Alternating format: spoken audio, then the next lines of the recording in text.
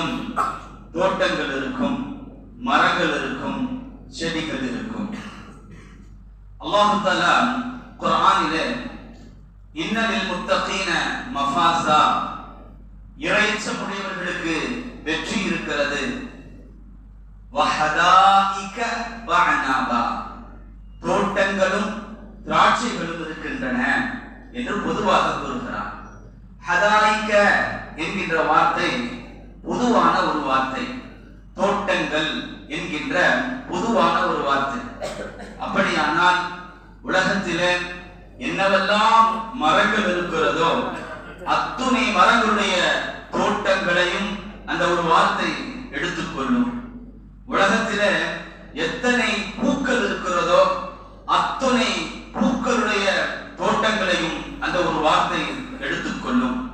நாம் தெரிந்து வைத்திருக்கின்ற, நாம் தெரியாமல் இருக்கின்ற அத்துணை வகையான மரங்கள், அத்துணை வகையான பூக்களுடைய தோட்டங்களும் சொர்க்கத்திலே இருக்கும். அல்லாஹ் தஆலா குறிப்பிட்ட சில மரங்களுடைய பெயர்களையும் நபி ஸல்லல்லாஹு அலைஹி வஸல்லம் அவர்கள் குறிப்பிட்ட சில மரங்களுடைய தன்மைகளையும் நமக்கு விளக்கி காட்டுகிறார்கள்.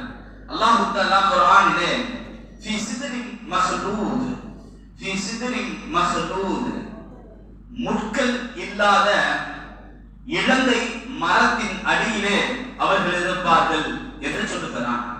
சிதர் என்று சொன்னால் இலந்தை மரம். பொதுவாக இந்த உலகத்திலே இருக்கக்கூடிய இலந்தை மரத்திலே முட்கள் இருக்கும்.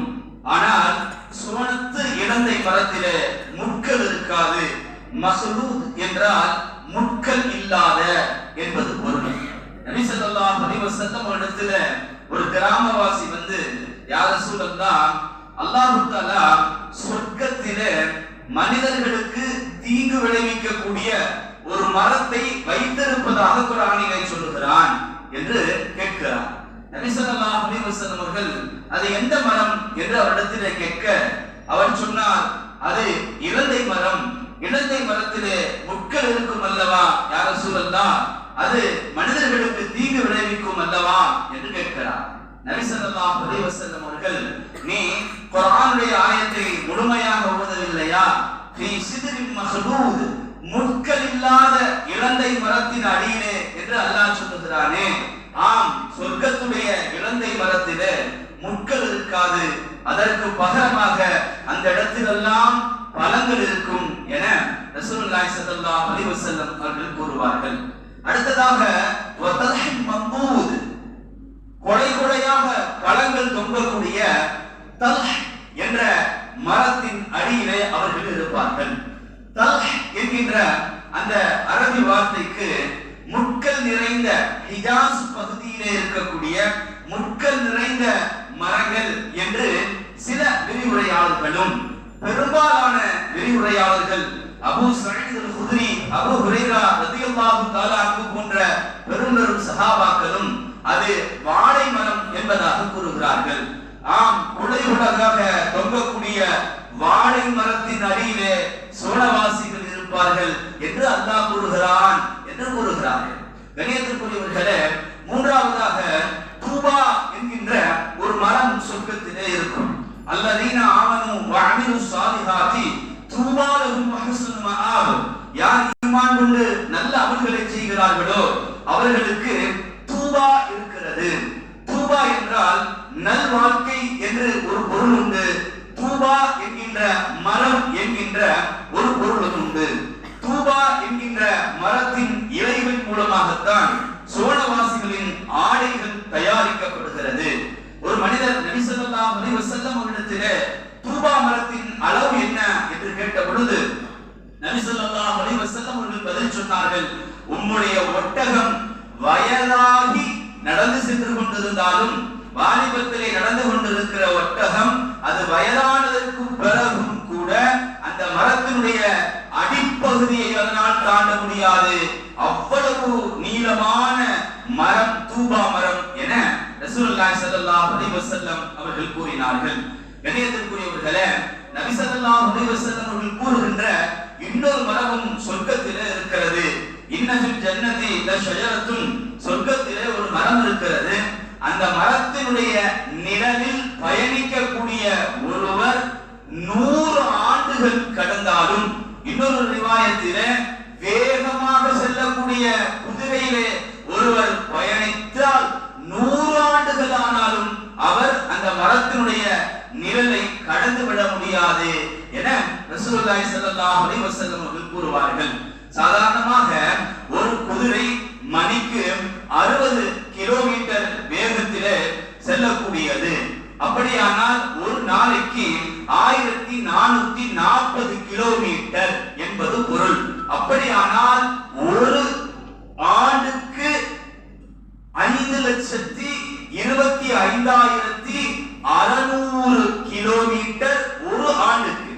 அப்படியானால் 100 ஆண்டுகளுக்கு 5,25,60,000 கிலோமீட்டர் தூரம் நபி ஸல்லல்லாஹு அலைஹி வஸல்லம் உடைய அந்த வார்த்தையின்படி பூமியுடைய சுற்றளவு 40,000 கிலோமீட்டர். பல ஆயிரம் தடவைகள் இந்த பூமி முழுவதும் சுற்றி வந்தாலும் கூட அந்த மரத்தினுடைய நிழலை கடக்க முடியாது என்று சொல்லி இருக்கிறார்கள் என்றால் அந்த மரத்தினுடைய பிரம்மாண்டத்தை நாம் விளங்கிக் கொள்ள வேண்டும். அடுத்து சொர்க்கத்திலே பேரித்த மரங்கள் இருக்கும். இப்னு அப்பாஸ் ரலியல்லாஹு தஆலா அவர்கள் சொல்லுவார்கள், பேரித்த மரத்தினுடைய தண்டுகள் சிவப்பு ரத்தினங்களாக, பச்சை ரத்தினங்களாக இருக்கும். அதனுடைய படங்கள் பெரும் பெரும் கூஜாக்களை போல இருக்கும். ரசூலுல்லாஹி ஸல்லல்லாஹு அலைஹி வஸல்லம் அவர்கள் பொதுவாக ஒன்று சொல்லுவார்கள், சொர்க்கத்தினுடைய எல்லா மரத்தினுடைய அடிப்பகுதியும் அது தங்கமாக இருக்கும். சொர்க்கத்திலே இருக்கக்கூடிய மரத்தினுடைய ஒரு பழத்தை பறித்தால் அந்த இடத்திலே மீண்டும் அந்த பழம் உருவாகிவிடும்.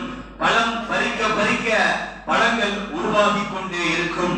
கண்ணியத்திற்குரியவர்களே, நபி ஸல்லல்லாஹு அலைஹி வஸல்லம் அவர்களும் அல்லாஹ் தஆலாவும் சுவனத்தின் மரங்களை பற்றி சொன்ன செய்திகள் இவை. சுவனத்திலே விவசாயம் செய்யலாம். நபி ஸல்லல்லாஹு அலைஹி வஸல்லம் அவர்களுக்கு அருகாமையிலே ஒரு கிராமவாசி இருந்தார். அப்பொழுது நபி ஸல்லல்லாஹு அலைஹி வஸல்லம் அவர்கள் கூறினார்கள், சுவனத்திலே ஒரு மனிதர் அல்லாஹ்விடத்திலே விவசாயம் செய்வதற்கு அனுமதி கேட்பார். அல்லாஹ் தஆலா உனக்கு தான் எல்லா விதமான வசதிகளும் செய்து தந்திருக்கிறேனே, ஏன் விவசாயம் செய்ய அனுமதி கேட்கிறாய் என்பதாக. அந்த மனிதர், எனக்கு விவசாயம் செய்வதற்கு ஆசையாக இருக்கிறது, அனுமதிதா என்பார். அல்லாஹ் தஆலா அனுமதி கொடுப்பான். அவர் விதையை நடுவார். அவர் நட்டு வேறு வேலைகளை செய்து கொண்டிருக்கின்ற பொழுதே அது விரைவாக செடியாகி விவசாயம் முழுவதுமாக ஆகி அது தானியங்களை தர ஆரம்பித்துவிடும். தானியங்கள் மழை போல் குவிந்து கிடக்கும். ஒரு நொடியிலே அத்தனையும் நடந்துவிடும். அல்லாஹ் தஆலா சொல்லுவான், இந்த மலைகள் போல் குவிந்திருக்கின்ற அத்தனையும் உனக்குதான் எவ்வளவு கொடுத்தாலும் போதுமாகாதே என்று சொல்லிவிடுவான். அந்த கிராமவாசி நபி ஸல்லல்லாஹு அலைஹி வஸல்லம் இடத்திலே சொல்லுவார்கள், நிச்சயமாக அந்த மனிதன் முஹாஜிராகவோ அன்சாரியாகவோ தான் இருப்பார்கள். காரணம், அவர்கள் தான் விவசாயம் செய்யக்கூடியவர்கள் என்று அந்த கிராமவாசி கூறுவார். கண்ணியத்திற்குரியவர்களே, சுவனத்திலே மரங்கள் இருக்கும், தோட்டங்கள் இருக்கும், விவசாயங்கள் செய்யக்கூடிய வாய்ப்பும் இருக்கும். சுவனத்திலே மரங்கள் இருந்தால் பழங்களும் இருக்க வேண்டும் அல்லவா? அந்த பழங்களை பற்றி இன்ஷா அல்லாஹ் நாளை பார்ப்போம். இன்றைய திக்ருக்கு சென்று விடுவோம். ஆம், சுவனத்தில் மரங்களை நடுவதற்காக உள்ளவே இருக்கின்ற திக்ர் நபி ஸல்லல்லாஹு அலைஹி வஸல்லம் அவர்கள் கூறியதாக ஜாபிர் ரலியல்லாஹு தஆலா அவர்கள் அறிவிப்பு செய்வார்கள். திருமதியிலே ஹதீஸ் பதிவு செய்யப்பட்டிருக்கிறது. யார் சுப்ஹானல்லாஹில் அதீமி வ பிஹம்திஹி, சுப்ஹானல்லாஹில் அதீமி வ பிஹம்திஹி என்று சொல்லுவார்களோ அவருக்காக சொர்க்கத்திலே ஒரு பேரித்த மரம் நடப்படுகிறது என ரசூலுல்லாஹி ஸல்லல்லாஹு அலைஹி வஸல்லம் அவர்கள் கூறுவார்கள். இன்ஷா அல்லாஹ் நாளை முழுவதும் சுப்ஹானல்லாஹில் அதீமி வ பிஹம்திஹி என்று சொல்லிக் கொண்டே இருங்கள். சுவனத்திலே பேரித்த மரங்களை நட்டுக்கொண்டே இருங்கள். வாஹிர் தவானா அனில் ஹம்துலில்லாஹி ரப்பில் ஆலமீன்.